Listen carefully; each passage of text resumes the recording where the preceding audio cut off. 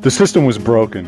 Of that much I was certain as I stared out the window, watching Mr. Hendel's class take the blacktop outside to play an afternoon game of kickball. It was sometime in the mid-'80s. I was something like 11 years old, and Mr. Wall, my teacher, was going on about something that had to do with Lewis and Clark. It was springtime, to be sure. There were birds and flowers and puffy clouds bursting all over the place outside, and here I was inside with my jailer, Mr. Wall, who was notoriously renowned for never, ever, not once in the history of schooldom having ever taken his 5th grade class out for kickball in the middle of the afternoon. One of the kids down on the playground, Lenny Glenman, a skinny, freckle-plagued snot-nose of a kid, looked up in my direction and we made eye contact. Even at such a distance, he must have read tragedy in my face. He pointed and laughed. I'd been reprimanded twice already for staring out this window, and so when I cried to Lenny, "Jerk!" almost against my will, the sentence came immediately. "Mr. Christiana, you've just earned yourself after-school detention." I knew right then and there that the system was broken. How can some be so fortunate while some so miserable? I was a victim, no doubt about it. I swore right then and there not to be helpless anymore. I swore right then and there that I'd punch Lenny in the nose the next time I saw him. But more importantly, I swore to God above that I'd exact my revenge on Mr. Wall on the last day of school. Maybe I'd egg his car, or dump X-Lax in his coffee, or maybe something worse. The last day of school was coming, Mr. Wall, and there's gonna be hell to pay. The stakes, of course, are much higher for Paul Kersey in the 1974 film Death Wish, but the sentiment's pretty much the same. In fact, the sentiment of revenge and vengeance is a universal one, and has been a staple in human literature since the beginning of storytelling, running a straight line from the new films we're covering this episode, through Shakespeare's Hamlet, back to the myths of the ancients, and probably all the way to the origins of humanity, when we sat around at fires, drew crude pictures of animals and blood on the cave wall, while swearing and grunting languages to kill the damn woolly mammoth that trampled our Cro-Magnon pals. Kersey, played by the finely mustachioed Charles Bronson, has as his woolly mammoth the hoodlums of 1970s New York City. Here, it should be pointed out, the hoodlums are rendered with all the cartoonist seriousness of Saturday morning Looney Tunes episodes. But that doesn't stop them, however, from brutally murdering Kersey's wife and raping his daughter, sending her into a catatonic state. Kersey, who in the opening passages is drawn to be a conscientious objector and bleeding heart liberal with a sizable empathy for the underprivileged classes, struggles greatly with his personal loss and is frustrated by an ineffective police force. And so ultimately he takes matters into his own hands. He takes to the streets and attempts to lure muggers so he can retaliate and shoot them dead on the street. Now, that's not much of a plot, but it doesn't have to be. Revenge tales have found their way into cheap literature because of their perfect compatibility with the 3-act structure in the simplest of forms. And yes, works like the ancient myths and Hamlet and Dumas' Count of Monte Cristo, as revered as they are now, were pulp for the masses of their respective time periods. There's perhaps nothing as gratifying in our imaginations anyway of seeing injustices rectified and injuries repaid twofold, and cinema, as the greatest provider of wish fulfillment, is the most perfect of all forms of storytelling for revenge tales. To a 1970s suburban American audience living under the tyranny of historically high crime rates, watching Bronson bypass the system and giving those filthy animals what they deserve must have felt pretty gratifying indeed. Hell, based on the film's commercial success upon its release and its eventual status as a cult classic, the film must have been goddamned empowering to the terrified American audiences. The fact that the hero in the opening passages is a level-headed, non-violent, reasonable member of society who was anti-gun, anti-violence, and underclass compassionate must have made it seem all the more reasonable. And just maybe, this film made a persuasive argument that vigilantism was a necessity in late 20th century America. And so that's where the fun stopped for me, unfortunately. I know that the onus falls ultimately on the viewer to determine the meaning of a film and its implications on his own life. That it's up to us to decide what to do with the emotions left in us after a movie screening. But I also know that it's cheap, lazy, and exploitative to capitalize on an audience's collective fear in order to get their faces into a bucket of popcorn, and then once you have them there, present the only manipulatively simplistic arguments for vigilantism and revenge. The consideration I'm about to give this film is much too serious, admittedly, but the film takes it But the film takes itself seriously. It presents serious arguments and issues surrounding class and crime as its basis to subsequently present ridiculous solutions to those issues.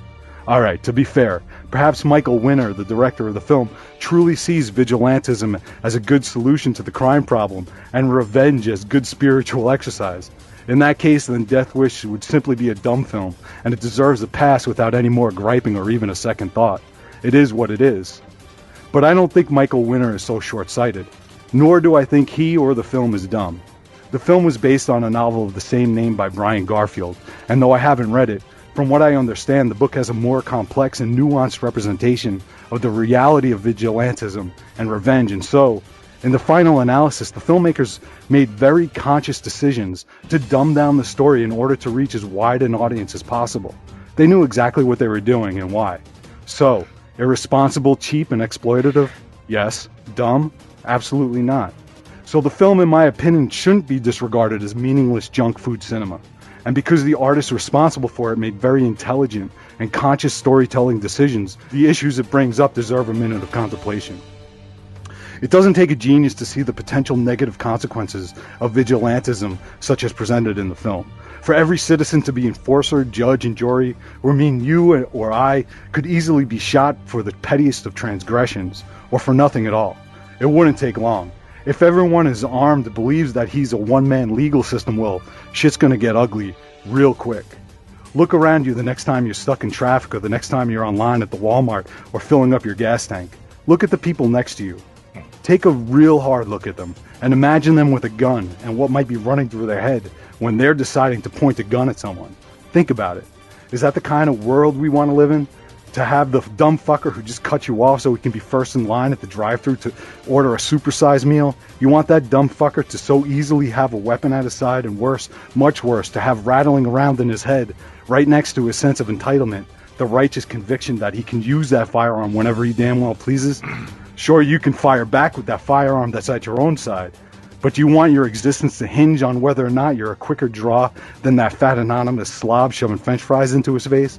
And let's face it, if a complex and carefully designed legal system gets it wrong from time to time and convicts innocent people, don't you think there's just a tiny chance that, say, the disgruntled checkout clerk who forgot to take her happy pills that morning might just make a mistake and blow away someone who might not quite deserve it?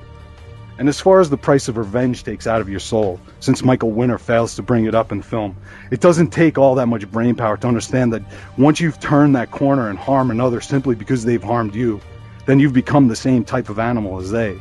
That, in effect, you've allowed yourself to be victimized by the same person twice. The first, okay, it wasn't your fault. They've hurt you bodily. But the second was your choice. And now you've willingly offered up your soul to them. They possess you fully now. Why give someone that power over you? Ultimately, revenge is vanity, and vanity is weakness. To rise above, to endure, though certainly less cinematic and much, much more difficult to resolve within, is the more heroic endeavor.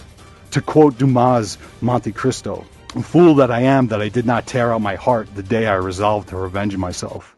From Medea to Hamlet to Monte Cristo, all the way to Dead Man's Shoes, the film we'll review in a few minutes, we see that, yes, tales of revenge can serve as lowbrow entertainment, wish fulfillment of our darkest, most violent desires. But they can at the same time be richer, more nuanced portrayals of those same dark urges, from which we can derive richer understanding of those urges and thus of ourselves.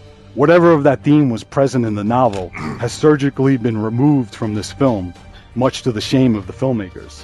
Taking the high road, of course, won't fix a broken system, a system that in 1970s New York City produced record numbers of violent crime. But, and I hate to resort to cliche here, but it fits, two wrongs don't make a right. Piling the crime of vigilantism on top of another crime only makes the system that much harder to fix. The answer, I humbly submit, is to fix a systemic problem on the systemic level, to assess the flaws of a system that produces citizens to resort to violent acts against one another, and as hard as it might be, to rectify the matter there before the violent acts are committed. But that's a question for another time, another film.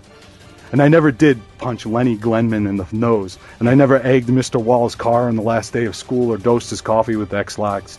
None of those things, I realize now, would have gotten me out on the blacktop playing kickball that fine spring afternoon. However, Not unlike the 1970s American audiences watching Death Wish, imagining I did, watching those acts play out on the movie screen in my head, helped me get through a rough day and an excruciating detention. Joe, you really find this to be some serious lazy filmmaking, huh?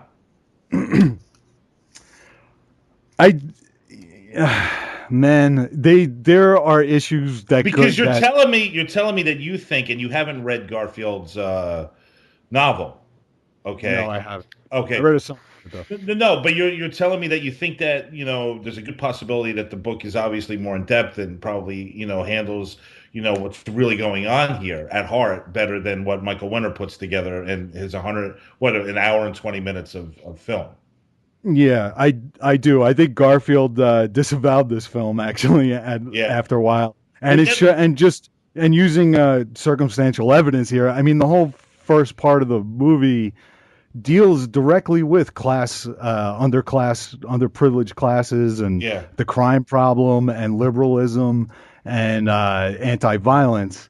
And then it just seems like first I read a summary, and there was more emphasis on what happens to the hero in the book, from what I understand, Hmm. which is probably close to the other films that we watched in this that we're reviewing in this episode. And all of the other films, almost all of the other good films of revenge throughout history, like Monte Cristo and Hamlet, guys who couldn't help themselves and went and exacted their revenge, but paid a second price because of the damage that it did to themselves in Right. doing so. Right. And I think that the novel, based on circumstantial evidence, again, I haven't read it, but based on how this movie was set up, and then it just didn't resolve in any way. Yeah, It there's just felt no cheap and lazy to me, Yeah, you know? yeah. There's no doubt that the writer, Brian Garfield. I mean, I asked him to come on the show to talk about this movie, and they told me that he wants nothing to do with talking about this. Yeah, I'm Yeah, pretty sure he that, wanted nothing to do with it. Like he said, sorry, I appreciate it, but they wanted nothing to do with it. And I mean, yeah. it's like 40 years later, and he still won't talk about it. Well, who knows what's wrong, what's going on with him now, but Right. I think he actually wrote follow-up books Hmm. that addressed exactly what I'm sort of talking about directly. You know what I mean? Like, Yeah, I kind Well, of. I think it was say. I think it was say wasn't he kind of distancing himself from even the book that he wrote, like not even necessarily the movie, but even the sentiment of his actual book. Didn't he say that was sort of the reason he wrote the sequel? I'm not sure. Yeah, it would be interesting to take a look at that, and it's difficult to be commenting on it without actually Right. having read it. Yeah. Right. So, Well, the sequel is it? I don't know if he wrote a direct sequel. I think he wrote a movie or a book called Death Sentence, which they right. wound up making into a movie. Mm, But from what I understand, the movie that they made is just really very, very, very, very loosely based on what he was driving at.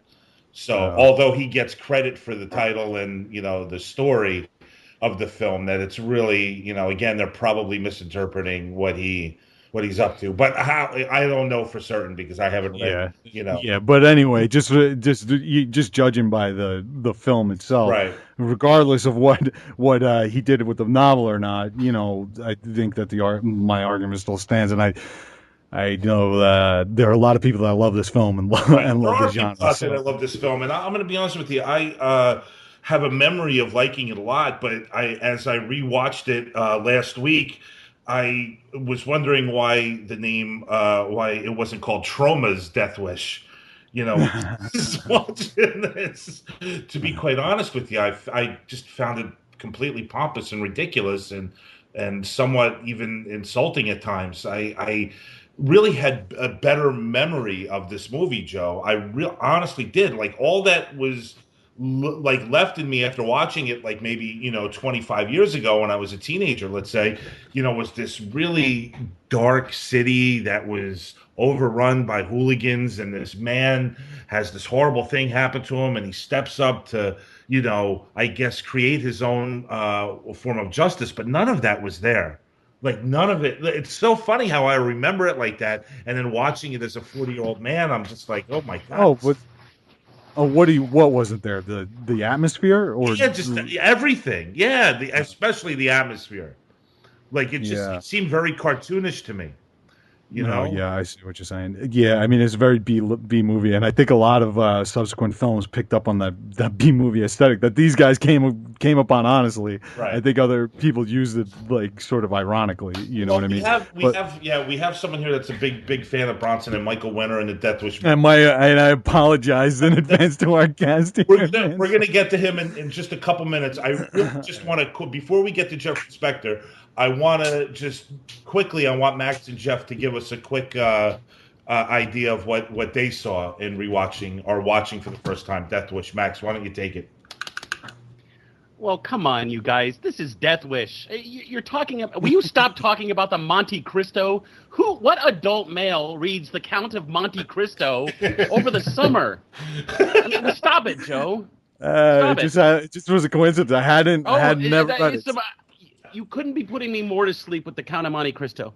This is Have an you ever read urban it? fantasy. Max, No, have you ever and I read will it? never read that. No. Okay, so you okay? I read so, Mad Magazine. so Now listen to me.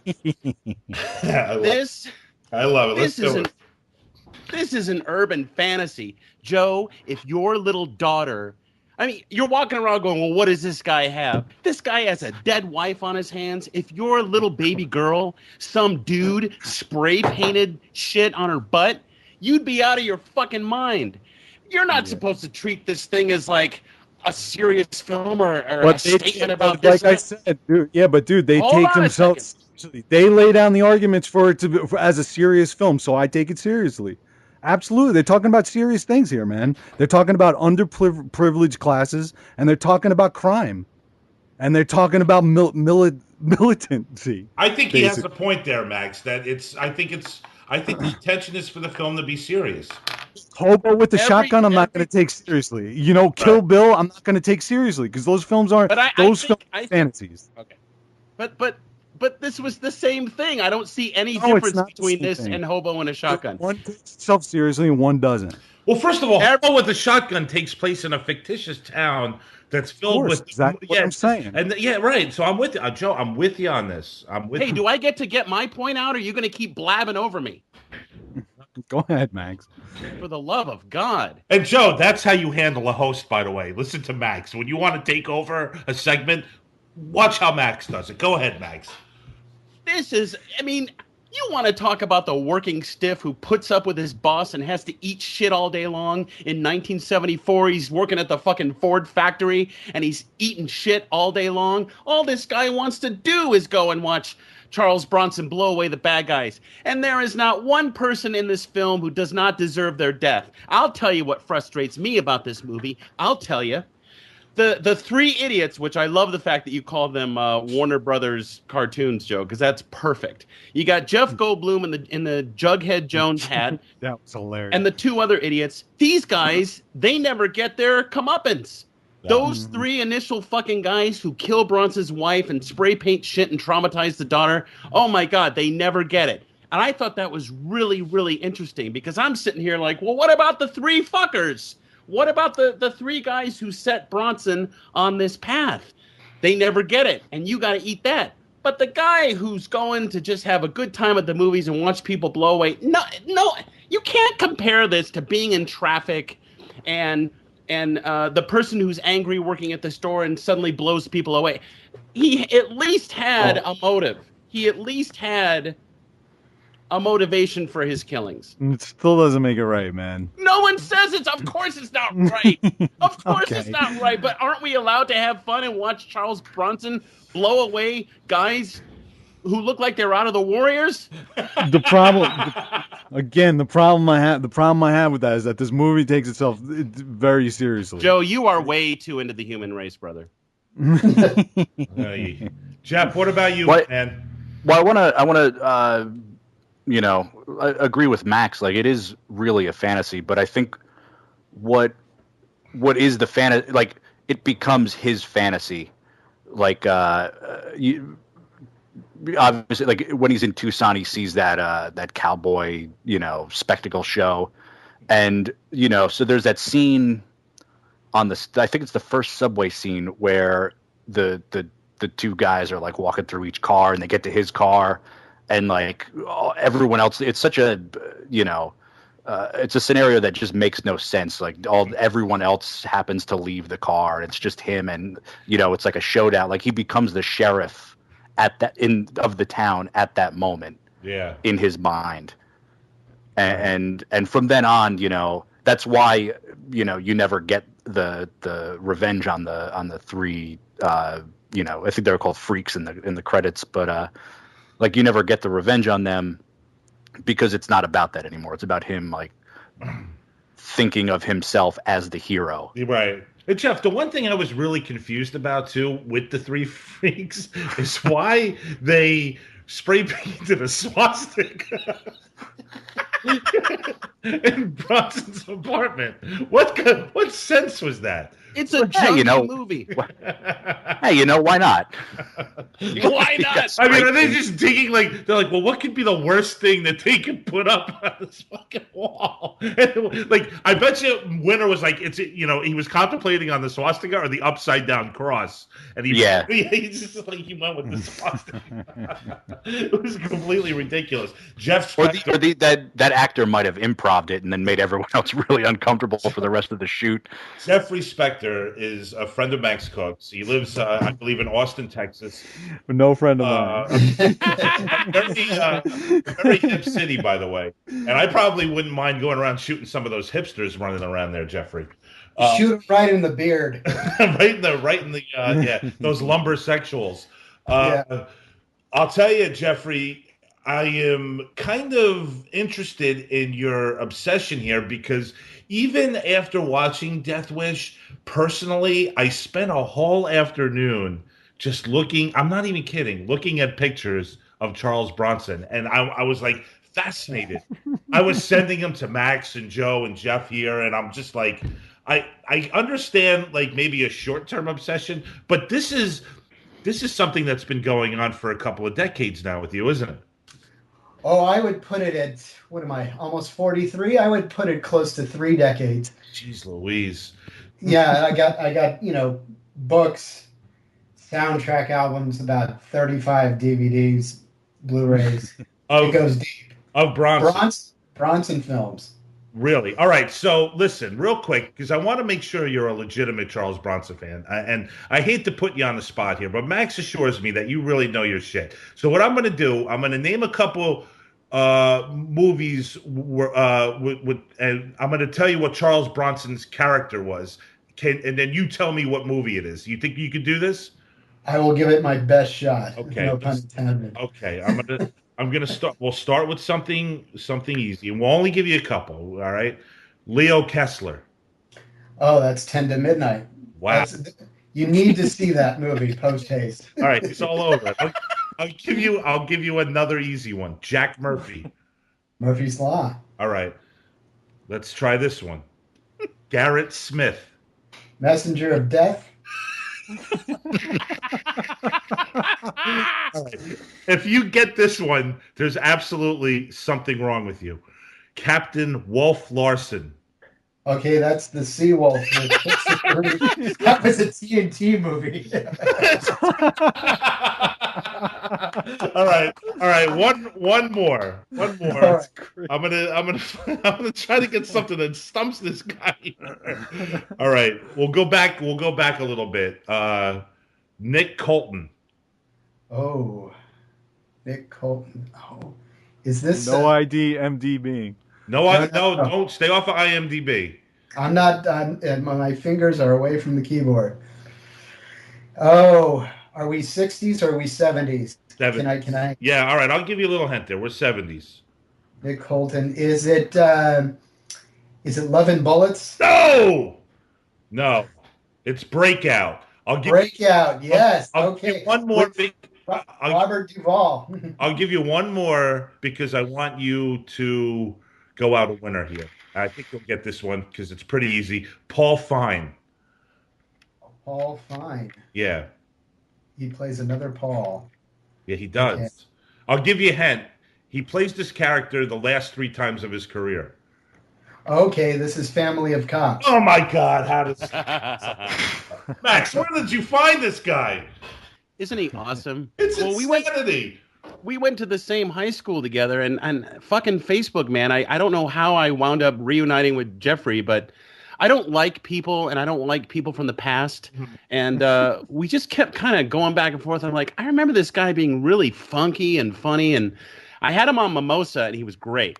And then we just kept going back and forth. I didn't even know he moved to Austin, frankly, which was hilarious. But no, Jeffrey's always very, very interesting. He's a very knowledgeable dude. So one night I'm like, well, fuck it. He kept talking about Death Wish 3. And I'm like, who gives a shit? Why do I want to see this? I hadn't seen any of the Death Wish movies. And he's like, no, I'm going to bring it over and we're going to hang out. And he took like 19 buses to get over to my place. And it was like so weird. It was 22, really. But we had such a good time, and I'm like, wow, I'm really into sitting here with Jeffrey in the dark with candles, drinking, watching Charles Bronson blow bad people away. This is fun.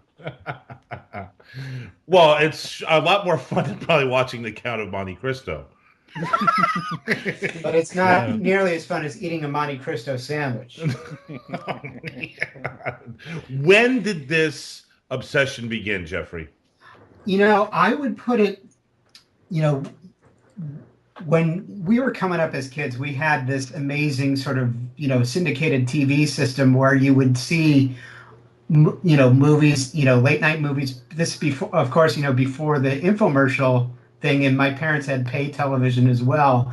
And somehow I zeroed in on Bronson because I thought for the longest time he was either Hispanic or Asian, or he was otherworldly. He was almost like a caveman, like a Cro-Magnon dude with a faraway stare. And, no one looked more bored and detached killing people than this guy.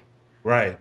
Right. Especially when he puts on, I love it when he wears those like tinted eyeglasses. Right. That's when he really he really looks creepy, like when he's doing the tinted eyeglass thing. But all right, so Death Wish was your first. This movie that we're talking about tonight, Death Wish was the first one you saw. No, I think I remember seeing parts of it on TV, but the one I gravitated to was in junior high. My buddies and I, we were really into this sort of the Golan and Globus, Canon Films, oeuvre, the whole thing. We couldn't get enough of those. Like the Chuck Norris, like the Delta Force, that kind of stuff. That kind of stuff. So we started to look backward, and I watched Death Wish 3. And you keep saying Death Wish 3, Mags. I know. Okay, Steve loves that movie. Yeah, Death Wish, not 1, 2, 4, 5. No, it's settling on 3 for some reason. Well, it's sort of the entry point. So I saw that, and that got me hooked. So I worked my way backward, and by the time I came to Death Wish, I remember watching it on VHS, and to the point that was made earlier in the podcast, it does have the veneer of a serious film. It's really the other side of Dirty Harry, the original Dirty Harry. Mm-hmm. In fact, I read somewhere that they offered Clint Eastwood the role of Paul Kersey, and he felt that he had already done that part. Mm-hmm. So it feels more like it's like Dirty Harry's dumber cousin. Really? The film, not Paul Kersey. No. Okay. All right. You don't want to mix them two up. No, the film itself. All right. So listen. You listen to what Joe said and his take on the movie. With this love, with this passion for what Winter and Bronson have done together, and what Bronson would go on to do in the late 70s and the 80s. Obviously, you have a real love for that. Is it like how can I put this? Is it a thing of laughter? Do you laugh at these films? Do you get into the mind and psyche of like the Paul Kersey or any of the cops that he's playing? Because even the cops he's always playing have like this Dirty Harry kind of like quality to him, where he's not just gonna arrest the bad guy, he's gonna kill the bad guy.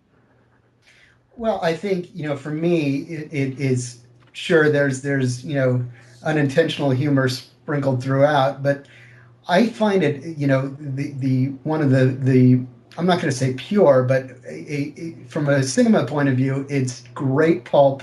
It's great escapism. I don't see it anything for more than that, and it's. I find it fascinating and entertaining. Like, some people are really into horror films. This is a horror podcast.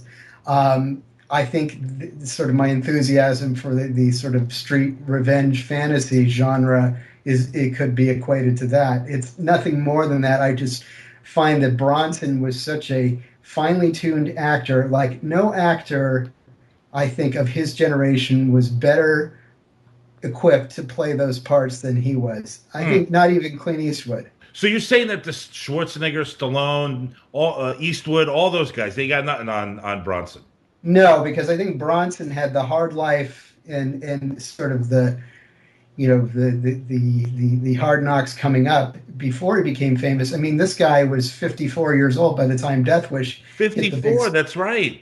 He was 54. He had worked tirelessly in television and in foreign films, and finally, had his break first with The Mechanic with Michael Winner.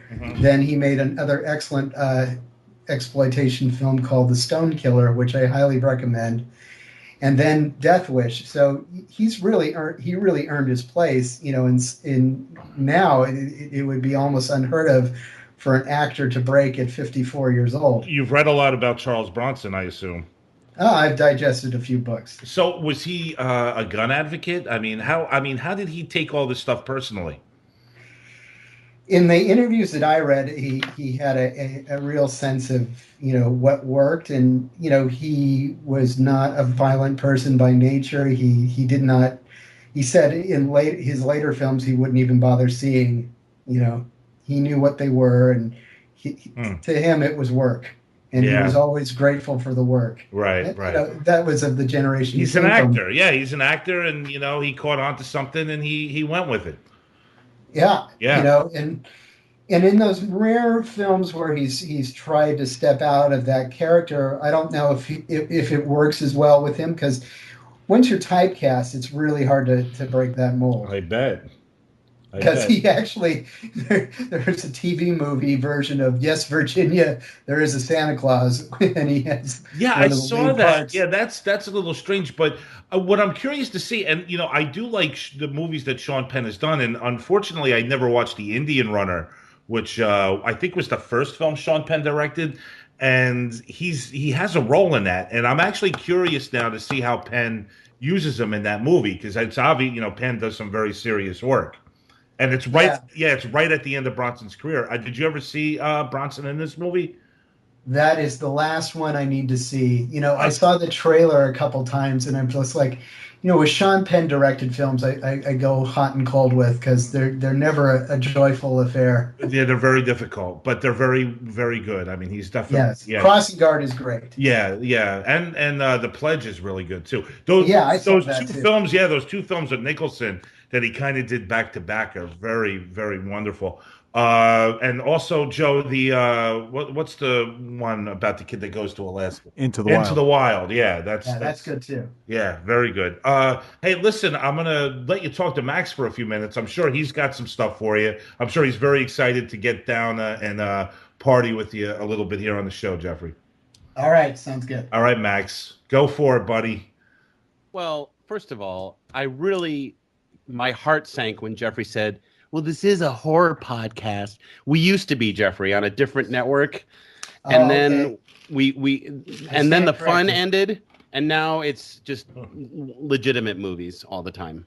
In fact, horror actually comes up very rarely. And I just gave up, we each get to choose like the theme or curate movies that we're going to talk about. I just gave up on introducing horror. Because I don't want to torture these guys anymore. Oh, that's ridiculous. But here's what I really want to ask Jeffrey. Of all the people that Charles Bronson blows away in Death Wish, and each and every one is great. I love the creative ways. I'm going to blow your ass away through the newspaper. I'm going to blow your ass away through the coat, through the this, through the that. The one person I wanted to die the most walks free. And it's the son-in-law. Because he is far and away The most milked. Thank you, Jeffrey. He is. That's the guy, Tom. That's the that's the gun dealer from Eddie Coyle, by the way. Yeah, he did look familiar, and he gets a lot of work in the '70s. That dude. But let me tell you something right now. Let me tell you something. Max is so right about that fucking guy because. Dad. That's all I remembered. That when I was a kid, I'm like, oh my god, I remember hating this guy because he kept calling Bronson Dad, and he's his son-in-law, and just the way he was saying it was so fucking annoying. And he's a big pussy, Mags. I think that's why his wife and Bronson's daughter, stays catatonic because she doesn't want to deal with that guy. Oh. But I actually thought it was a testament to Bronson's acting because I don't think he's just a face. I think he internalizes a lot of really good stuff. And every time he was in a scene with that, actually, it kind of crescendos. Right. Subtextually, he's like, I am going to fucking scrape your face if you open your mouth again. You're so right now that I'm thinking about it. And guys, correct me if I'm wrong.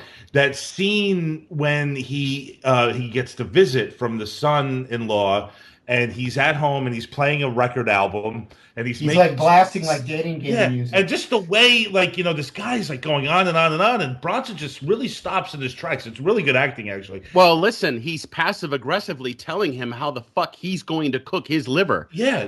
I'm going to tell you how to cook your liver, and that is an allegory. Yeah. And not only that, but he just stops and he turns around and looks at him and he's like, what the hell do you want me to do about it? It was just great how he just turned on him that quickly and quietly. Passive aggressive, Max. Yes, I'd like to ask Jeffrey another question. Stephen Keats is the actor's name. There you go. Who, according to IMDb, offed himself in 1994. Is that right? Are you serious? I should not be laughing. No, not at all. Jeez, Max, what are you doing to us? I'm so sorry. That was my first reaction. That's terrible. I'm very sorry to hear that. But anyway, go ahead, Max. Oh my! He worked until 1996, though. So he's got somewhere I read that. No, that's seriously true. Yeah, that's what it says here on IMDb. That's crazy. Asshole! I'm so sorry. The amazing thing is that he had enough shit they had to get 2 more years of work. Well, just one. Vibrate. All right. Well, there you go. But still, it's like Max was saying on Facebook recently. It's like, after Gandolfini's death, it's like he's had like 6 movies come out in the past. That's crazy. It's nuts. They got one coming out soon or something, right, Max? Or it just came out. Yeah, it's on iTunes. So Jeffrey, I know you're a family man. I know you used to live out here. I know you got the wife and the 2 sons, and you moved to Austin. Why did you make that move, and what is going on with your life? Well, we made the move partially to I lost my long-term job in LA. I was working for a record label for a very long time, about close to 10 years, and they changed owners, and this is stuff that happens in the music business all the time. So it's not it's a familiar story. Jeffrey, anyway, for people who don't know, what do you do in the music business? I am known as a project manager, which basically takes it's a marketing role, it's a sales role, it's a part-time therapist, mental therapist role. And you work for a label? I've worked for a few labels, yes. Okay, all right. Thank you. But everything from getting sort of cobbling together a marketing plan to making sure all the parties can agree on a sales plan. Everything you could imagine that goes into an album release, I'm sort of the one-stop shop for. Oh boy, good times. Anyway, so my wife's family lives in Houston, and we didn't want to move there. We thought Austin suited our sensibilities better, and really wanted to sort of have a better quality of life and a lower cost of living, and so that's. And is that happening? Is that happening for you? It's starting to finally happen. Good. Very cool. It's taken about a year, but it's a very hip city, from what I understand. It's a lot of talents moving there. The best damn barbecue you'll ever eat in your life. Hey, Jeff Shrek, have you gone through Austin when you guys tour? Yeah, we played there Yeah, a bunch of times. What's the sea like? Cool? Yeah, it's when we've gone through, it's we're playing with like the sort of underground punk bands. Gotcha. Which is, I mean, there's all sorts of different things happening down there. I mean, it's generally cool. A lot of drinking going on. Yeah. All right, let's get back to Max's interrogation. Sorry, So, Max. Jeffrey, how many boom booms do you make? No. Here's what I really want to know. And I think I asked you this back on Mimosa, but now that your sons are a little older, now that you've settled down in Austin, now that, the tourniquet's been loosened, I know you had some health issues that you've conquered. What is Jeffrey going to do for himself? What about your creative expression these days? I've been giving that a lot of thought. I hope you have, Jeffrey, because you are a very unique individual. I mean, guys, is he not kind of entertaining? At least kind of? Oh, totally, Max. Thank you. That's my point. You're a very entertaining person, and you have a sensibility, Jeffrey. And most people are boring, and they drone on, and you actually know how to formulate thoughts, and you're very funny, and you have a whole kind of POV, and I've always actually admired your talents, and I know that you acted and all this other stuff. So what are you thinking of? Well, I'm thinking of actually, because the world could always use another podcast, so I'm thinking of actually starting one of my own. No! I think that's a great idea. It's an awesome idea, definitely. I've got some pretty good recording gear, and I think I could keep people entertained. I would listen, Jeffrey. I would listen. I just bought, because I'm going to do my own show, and I just bought. It's called a Yeti. And I'm going to do a show called Max Cook Uncorked, where I have a bottle of wine, I pair it with the guest, and we sit down for 45 minutes. We drink the wine together, and I ask the guest questions. That's it. Do you have an idea for a show? Yeah. Max, is this audio or video you're doing? Audio. Okay. Yeah. So do you have some ideas brewing, or? Oh, yeah. It's going to be, the things I obsess about, pop culture wise. So there'll be a Bronson episode. There might be a Bronson component to every show, but it'll probably be more music based. A Bronson component. That's what's missing over here, Max. Well, it's like when I worked at Rhino Entertainment, everybody was gung ho for Elvis Costello.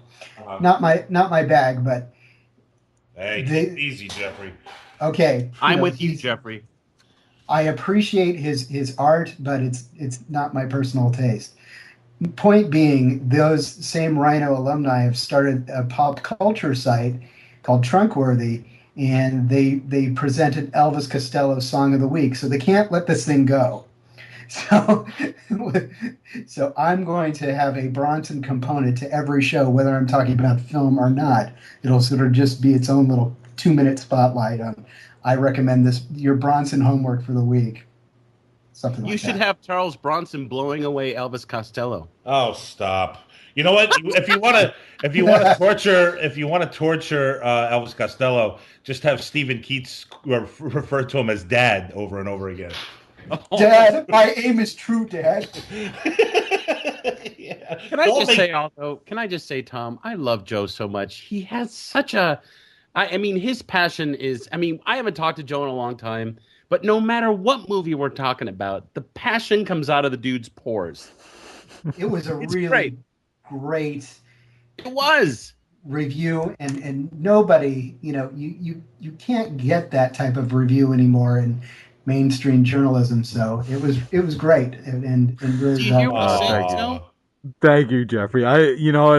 I try to come up with something interesting to say about whatever film it is that we're watching. Obviously, that's what we do here, right? So, and sometimes that means ruffling some feathers. So it's very awkward when I know somebody likes a film and I kind of rail against it, which is not very often actually. Yeah, but you shouldn't be thinking about that. You should actually embrace no, I don't. Not when I write, but then when I have to read it, then I'm like, oh God, here I go. I gotta think. But you should be embracing that. If Jeffrey loves Charles Bronson and you're saying, yeah, absolutely, but I respect it. I respect that, Jeffrey, and thank you for taking it graciously. Oh, you have to have a healthy detachment. Joe was apologizing before he even exchanged any dialogue. That's my point. What the fuck are you apologizing about? Well, I don't want to hurt. I mean, I know you don't want to hurt. I don't want. We're grown men here. We got fucking ball bags. We're in our 40s. I think we're okay. I don't know. I just want to make friends. I don't want to make enemies. I'm just meeting the guy for the first time. Are you Joe Cristiano's enemy or are you his Skype buddy now? Oh, we're all friends. Everybody friends here. We're all gonna meet each other. Man, to be fair, it wasn't so much. The movie. Like I said, I could watch. Most times, I can watch a movie. I watch all kinds of friggin' movies. Believe me. And most times, I'll just watch a movie. I'll enjoy it for what it is, and that's it. And then you get tasked with having to say something about a film, and I end up talking a lot of times about the issues surrounding the movie than the movie itself. Well, the movie for its time raised a lot of those issues, and it actually started this big sort of moral dialogue, right? And it was funny. It was the only Death Wish movie to do that, because the sequels, admittedly, are cartoons. Yeah, I've never seen the sequel. They delve right into just cartoonish sort of exploitation. They're just not serious whatsoever. No. But you have to see part 3, because watch that part 3. It's done. But can you skip right to part 3? It's done intentionally. And this is Michael Winner's, own take on it. It's done with, tongue firmly planted in cheek, and it's done almost as a comedy. Huh. Yeah. See, I have trouble with tongue-in-cheek movies in general. Sometimes I don't know, man. Something about them makes my. I don't know. I'm not sure. Max, did you not have the best time watching part 3? Oh my God, it was a riot. But I love watching people die. I'm not a pussy like Joe. Too. Can I ask Jeff Shrek a question? Yeah, what's up? Well, dude. Yeah, what's up? Three of the three films I have on my website, by the way, have people dying in them, and 2 of them violently. You don't have to defend yourself. Now, Shrek. I know that you're a musician, and I know you take the subway a lot, right? Not at all. Oh, no. Yeah. I'm terrified of the subway, and I don't mean I don't think I'm gonna get injured or anything, but the claustrophobia. Just the idea. Well, there's that, but also the idea that I could get something wrong about it and end up in the wrong spot. Yeah. Is terrifying. Even taking I'm I gotta get to the bus, 5 minutes early just so I know I'm getting on the right one. Yeah. All right. Well, you're on the. Plus, I'm not in New York anyway. I'm Yeah, but I want to know what you're listening to, because I got to tell you, talking to Jeffrey and hearing him talk about the Rhino Records days and the fact that I have been listening to a lot of punk rock lately. I know this doesn't have to do with revenge, but there's a great documentary about the Descendants that's on iTunes. I'm just wondering what you're into these days that you like that I could listen to, or any of us. Well, I was listening to Tangerine Dream in the car yesterday as a tribute to the recently departed Edgar Froese. Right, I read that dude's obituary. Wow, I didn't know he died, Jeff. Yeah. Wow. It's funny. I was watching Miracle Mile was on the other day, and I was just one of the many great things about Miracle Mile is just that wonderful soundtrack that Tangerine Dream does. That's so beautiful. But yeah. Though I rarely even listen to music that much these days. It's basically just podcasts all day at work. Wow. Are you getting sick of music, Jeff? I don't. Because here's the thing, Max. We were talking about this yesterday, him and I, when we got together, and it just, I had, and I hope you don't mind if I bring this up, Jeff, but go ahead. It's the cutting room, so we, we're going to get there. He kind of conveyed to me, Max, that he's kind of getting bored of playing the music. And this is something that's been his passion his entire life, and he's had, some pretty, some minor success with it. I mean, his former band, the Ergs, have still a cult following, and he's playing with his wife in Black Wine right now, and I was listening to the fucking radio the other day, when I was having a couple of drinks, and they played one of his songs, and he wants to give up on it, Max. Well, listen, if he's a pure musician, which I think that he is. It's like, me giving up making Tony Soprano videos. I don't want to do that anymore. Yeah. I'm done. I've moved on with my life. There are other things that I want to do. And he may just have other things that he wants to fucking do right now. And the fact is... I'm fine with just playing guitar on the couch at this point. Yeah. At least he's still playing. He's just... Right. I mean, Tom, seriously, playing right. live gigs is fucking depressing. I've Especially seen it. when- I go and... Yeah. Especially when you've been a band for 5 years, and then you go on tour and there's like 5 people at the show. Yeah, and you have to haul all your own fucking gear. Do you know how depressing and exhausting that is? I mean, it's enough already. Right. But he didn't stop playing. Right. He's just playing for himself. Completely understand. Yeah, I hear you. Hey, Jeffrey, you don't play a musical instrument, do you? I play a little piano. But not really, no. I'm much more of a advocate and a collector. Being that you have 2 kids, do you and your wife still enjoy each other in the sack, or what's going on there? Yes. Really? Because I haven't had sex in a long time. No shit, Max? No. So you're like me. Why is that, man? Well, listen, my wife threw her back out over Christmas, Oh. and she's had a terrible flu for the past couple weeks. I got sick with bronchitis. Gross. But I am still so sexually attracted to her. But I gotta tell you, I found an aphrodisiac, fellas. We're wine people, but we went to a whiskey tasting one night, and the bourbon turned her into a hellcat, a whole other woman. Really? Yeah. Wow. A whiskey what? A whiskey what? A whiskey tasting. A whiskey tasting, huh? Yeah, and that's... Don't they have tastings out there in but Jersey? a whiskey tasting, I mean, it's like after 3 or 4 tastes, you're completely sound. I know, that's what I was thinking too. They have them out here. We call them bars, actually. You mean you don't have the guy with the little napkin over his arm who brings out all the different apple teas? Oh my Oh, god! if somebody was doing that around here, Max, they'd get their ass kicked.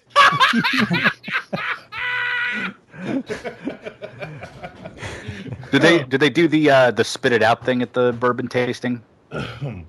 No, they had multiple glasses, so if you didn't, drink it all, it just stayed in the glass. Oh. Okay. It was a speakeasy, though. I went to an actual speakeasy, and I had to have a password to get inside. Oh god! All right. Max, you got to take me to one of these things next time I'm in town. Okay. Well, listen, guys, I want to move on to Dead Man's Shoes in a couple minutes, but does anybody... They know that they legalized. They got away with prohibition in like 1929, right, man? Wait, Yeah, you should have said Or is it still the like a situation where they're like it's like this soldier who's lost in the woods still fighting the war? the stragglers. Yeah. Yeah, you should have said the password is Amendment 21. Anybody have anything else for Jeffrey or on the subject of Death Wish before we say goodbye to Jeffrey and move on? Jeffrey, do you still have a big old bushy weird beard? It's getting weirder by the minute. My kids want me to grow it into a ZZ Top length. Have you ever tried to meet Charles Bronson? Yeah. That's a great question. No, sadly I never had the opportunity. I have a photo of me next to his star on the Walk of Fame in Hollywood, though. Oh, that's just as good. Yeah. But he passed in 2003. Oh, that's right. About 10 That's years what's ago. wild. Yeah, he lived 10 years longer than Stephen Keats, though. Thankfully for all of us. Yes. Jeffrey, Oh, man, Jeffrey, Jesus. if you could, is there anyone in your life currently, if you could have a free pass that you could get revenge on and kill them? There you go. Ooh. I don't want to name names. Hey, that's fine. But there's a certain someone at my previous employment. Oh, yeah. Do you just imagine Jeffrey busting into that office with a fucking AK right through his fucking chest? Well, I like. Did I you like hear that laugh? Of course I did. That's the most that's sinister the thing I've ever enough. heard. But see, that's the point, guys, about these movies. He will never do that because he's a big sweetheart and he has a family. He's not going to risk his life. But he had fun thinking about it. Well, it's like that great exchange in Death Wish 2, and I'll leave you with this, where it's the first guy, and just for a slight tangential moment, what works in Death Wish 2 is he actually tracks down the guys that wronged his cleaning woman and killed his daughter. He tracks them down one by one, but the first one he finds, he notices that the perp is wearing a cross, and he says, "Do you believe in Jesus?" And the guy says, "Yes, I do." He says, "Well, you're going to meet him." And he blows him away.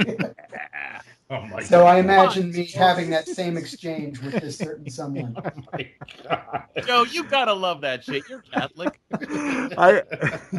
It's so bad that it's good kind of thing. Yeah. I guess. I know Oh, that. See, that's the dude with like the blonde hair, right, Jeffrey? Oh, absolutely. Oh my God. So the daughter does die, Jeffrey? Yeah, In it's part 2. terrible. Oh It's my terrible. God. Can you blame this now guy you for killing everybody?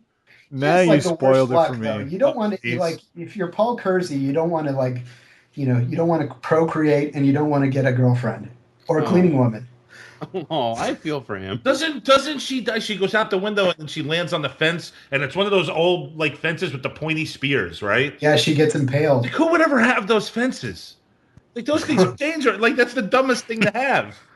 Michael, Tom, I Winter. could send you a picture of a woman who recently jumped out of a building and was impaled on one. Yeah, see what I'm saying? Get rid of them. There's no reason to have a fence like that.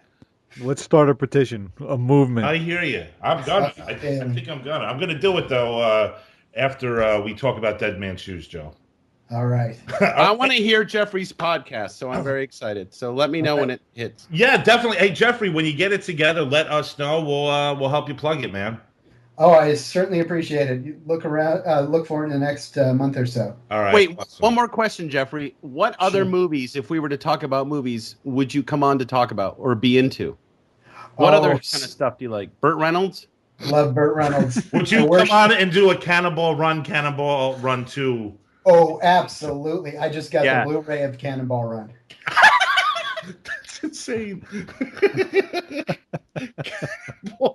I love the Cannonball Run. I worship at the temple. So we can really get together on that one, That would Jeffrey. be fun. We should do the Cannonball Run. Of course we should. Why hasn't Dom it been done DeLuise. yet? You have to take a drink every time the doctor shows up. What is this That's fruit not- interruption? I can't wait to know what that means again. I know what it means. That's awesome, Jeffrey. All right, give me another movie or two real quick. Oh, I don't know if it's been overdone, but American Graffiti is a big one with me. We haven't done that. We haven't even touched on Lucas or Star Wars or anything like that But this is like, I think, Lucas at his purest. with American Graffiti. Yeah. Yeah, definitely. One more. One more. Here's a good one. Can we go way, way back? Do whatever you want. The Postman Always Rings Twice with John Garfield and Lana That's Turner. great. So now you got Joe Cristiano's mouth water. Yeah, Joe's having a fucking boner right now. Well, you know what? I black and recently white. saw the remake in the '80s with Jack Nicholson. That's a hot movie. I like that one. Both those movies together would be great, Oh, man. Yeah, And, yeah. Great, thanks, That would be Jeffrey. fun. All right. Who's the femme fatale? That's No, what I get caught off. he's not telling you to leave. No, now I am. He brought that shit up. Oh my God! Who's the femme fatale in the first one, in the original? Lana Turner. That's it, Lana Turner. Oh, black and Great white. film. Oh, black See, and I white. like this guy. Oh, black and white. Oh, hey, Miss Mummy, close the door. All right, for real this time. Jeffrey Spector, thanks a lot for coming on the show tonight, dude. It was All great right. talking to you. Great talking to you guys. All right, Hey, man. good talking to you. We'll be in touch, dude. Excellent. Bye, brother. All right, Bye-bye. that's awesome, Max. That's a good one there, man. Not bad at all. Do I know or do I know? I think you know. I like what you're doing there. I got a big smile on my face. All right, guys, let's regroup. We're going to do Dead Man's Shoes next, which will conclude our revenge film.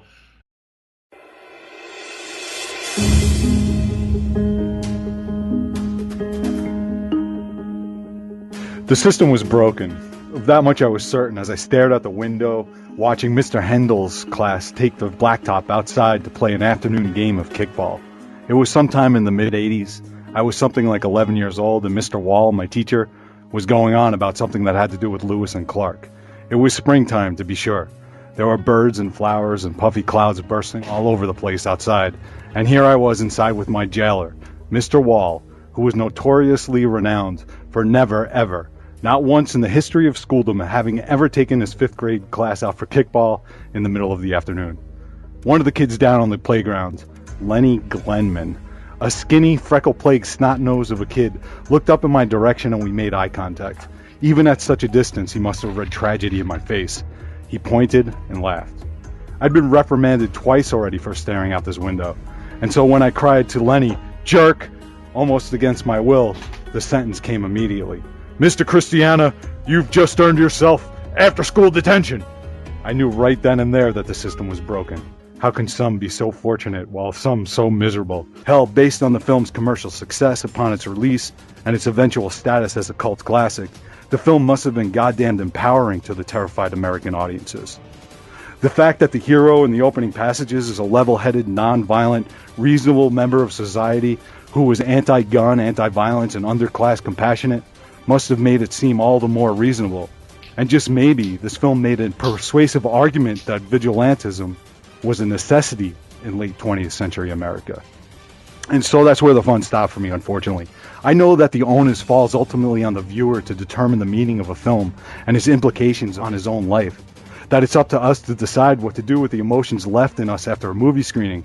But I also know that it's cheap, lazy, and exploitative to capitalize on an audience's collective fear in order to get their faces into a bucket of popcorn, and then once you have them there, present the only manipulatively simplistic arguments for vigilantism and revenge. The consideration I'm about to give this film is much too serious, admittedly, but the film takes itself seriously. It presents serious arguments and issues surrounding class and crime as its basis to subsequently present ridiculous solutions to those issues. Alright, to be fair, perhaps Michael Winner, the director of the film, truly sees vigilantism as a good solution to the crime problem and revenge as good spiritual exercise. In that case, then Death Wish would simply be a dumb film, and it deserves a pass without any more griping or even a second thought. It is what it is. But I don't think Michael Winner is so short-sighted, nor do I think he or the film is dumb. The film was based on a novel of the same name by Brian Garfield, and though I haven't read it, from what I understand, the book has a more complex and nuanced representation of the reality of vigilantism and revenge, and so, in the final analysis, the filmmakers made very conscious decisions to dumb down the story in order to reach as wide an audience as possible. They knew exactly what they were doing and why. So, irresponsible, cheap, and exploitative? Yes. Dumb? Absolutely not. So the film, in my opinion, shouldn't be disregarded as meaningless junk food cinema. And because the artists responsible for it made very intelligent and conscious storytelling decisions, the issues it brings up deserve a minute of contemplation. It doesn't take a genius to see the potential negative consequences of vigilantism such as presented in the film. For every citizen to be enforcer, judge, and jury, would mean you or I could easily be shot for the pettiest of transgressions, or for nothing at all. I was a victim, no doubt about it. I swore right then and there not to be helpless anymore. I swore right then and there that I'd punch Lenny in the nose the next time I saw him. But more importantly, I swore to God above that I'd exact my revenge on Mr. Wall on the last day of school. Maybe I'd egg his car, or dump X-Lax in his coffee, or maybe something worse. The last day of school was coming, Mr. Wall, and there's gonna be hell to pay. The stakes, of course, are much higher for Paul Kersey in the 1974 film Death Wish, but the sentiment's pretty much the same. In fact, the sentiment of revenge and vengeance is a universal one, and has been a staple in human literature since the beginning of storytelling. Running a straight line from the new films we're covering this episode, through Shakespeare's Hamlet, back to the myths of the ancients, and probably all the way to the origins of humanity, when we sat around at fires, drew crude pictures of animals and blood on the cave wall, while swearing and grunting languages to kill the damn woolly mammoth that trampled our Cro-Magnon pals. Kersey, played by the finely mustachioed Charles Bronson, has as his woolly mammoth the hoodlums of 1970s New York City. Here, it should be pointed out, the hoodlums are rendered with all the cartoonist seriousness of Saturday morning Looney Tunes episodes. But that doesn't stop them, however, from brutally murdering Kersey's wife and raping his daughter, sending her into a catatonic state. Kersey, who in the opening passages is drawn to be a conscientious objector and bleeding heart liberal with a sizable empathy for the underprivileged classes, struggles greatly with his personal loss and is frustrated by an ineffective police force. And so ultimately he takes matters into his own hands. He takes to the streets and attempts to lure muggers so he can retaliate and shoot them dead on the street. Now that's not much of a plot, but it doesn't have to be. Revenge tales have found their way into cheap literature because of their perfect compatibility with the three-act structure in the simplest of forms. And yes, works like the ancient myths and Hamlet and Dumas' Count of Monte Cristo, as revered as they are now, were pulp for the masses of their respective time periods. There's perhaps nothing as gratifying in our imaginations anyway of seeing injustices rectified and injuries repaid twofold, and cinema, as the greatest provider of wish fulfillment, is the most perfect of all forms of storytelling for revenge tales. To a 1970s suburban American audience living under the tyranny of historically high crime rates, watching Bronson bypass the system and giving those filthy animals what they deserve must have felt pretty gratifying indeed.